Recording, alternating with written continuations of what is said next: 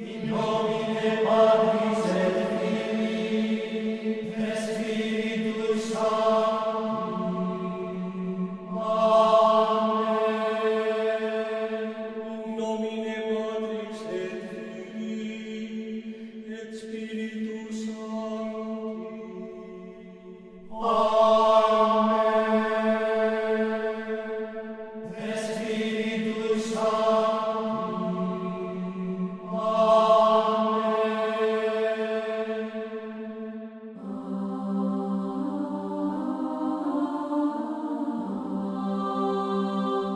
Everyone loves a good comeback story.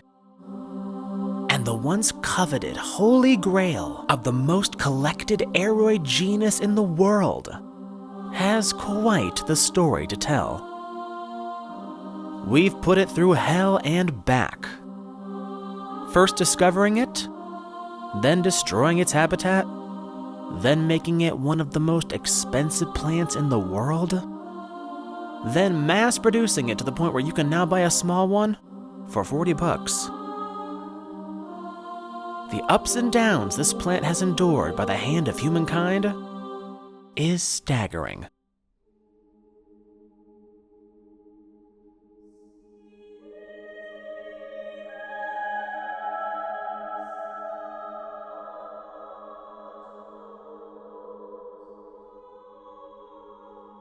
This is the story of Philodendron Spiritus-Sancti, a botanical Latin name which translates to Holy Spirit.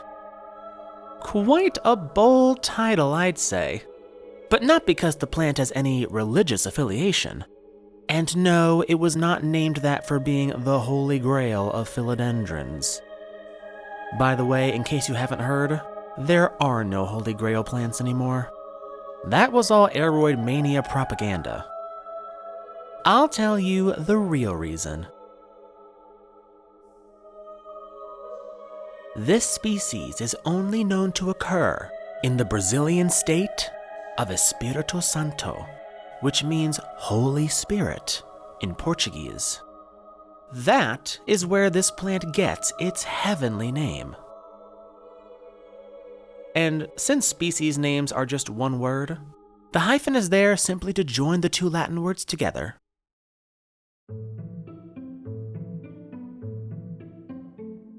The strange beauty of this aeroid's alien foliage is striking, with strap-like pendant leaves that are sometimes red on the underside.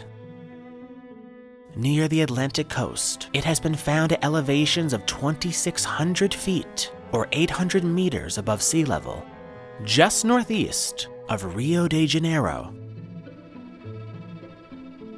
This philodendron is a hemiepiphytic vine. Hemiepiphytes are plants that spend part of their life cycle in the ground, and part of it up in the trees. Some epiphytes begin life in the ground and climb up, while others start as true epiphytes in the understory and extend roots down into the soil below.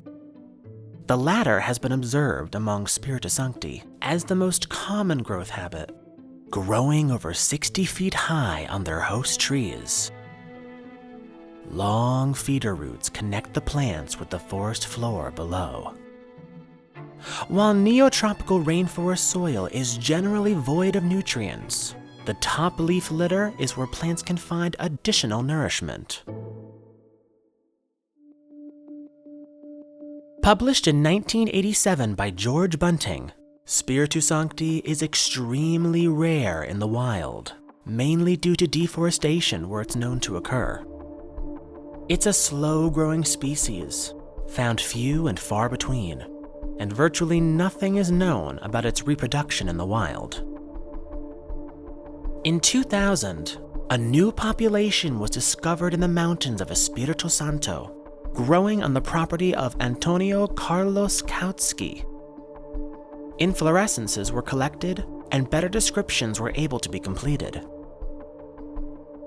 This species is known to flower in the months of November and December, but fruits have never been seen in the wild, and pollinators have yet to be observed. This plant had not even been successfully pollinated in cultivation until just a few short years ago by red leaf exotics. For a time, only 3 natural populations were known, with a very restricted distribution. And until recently, it was alleged that there were only 6 known specimens left in the wild. Today, there are probably more Spiritus-Sanctis in the hands of collectors than there are in nature.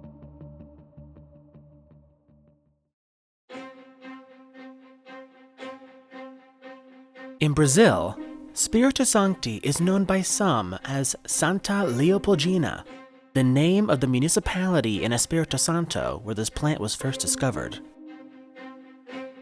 Philodendron Santa Leopoldina was first introduced to the majority of plant enthusiasts in a 1983 International Aroid Society article, Aroidiana Volume 6, by Bette Waterbury. Waterbury pointed out there were multiple plants known by this name. The primary difference is only the color on the reverse of the leaf, red or green. Over the years, her statements had been taken to excess by many who would try to sell Santa Leopoldina on the market as different varieties of Spiritus-Sancti. But none of them the true Spiritus-Sancti.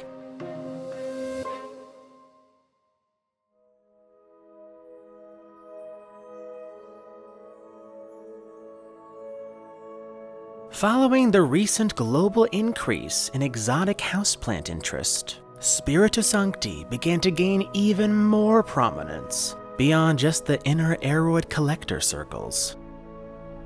This heightened interest resulted in new observations further south of known records of the species. And it hasn't stopped there.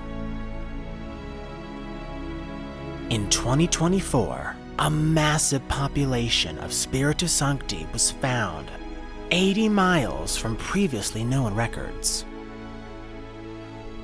At least 50 mature individuals and many seedlings were recorded. The population has plants with both narrow and broad leaves growing together. The most impressive groups of individual plants grow directly on the rocks, with other species of philodendrons, begonias, and bromeliads. A living wall made by Mother Nature herself.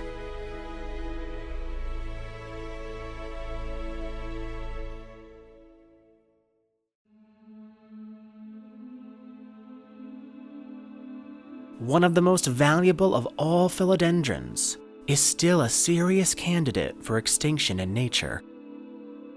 And the areas where specimens have been collected are private farms without any official protection.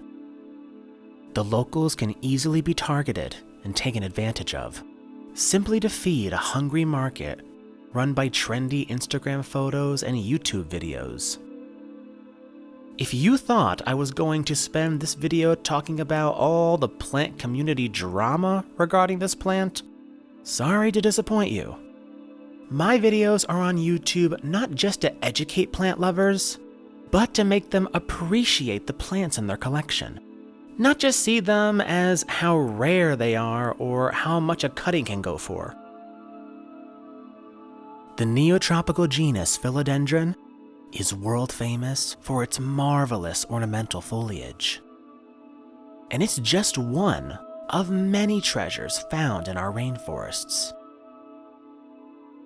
These creatures of Eden have been around for millions of years. Think about that. Long before a single whisper of human existence.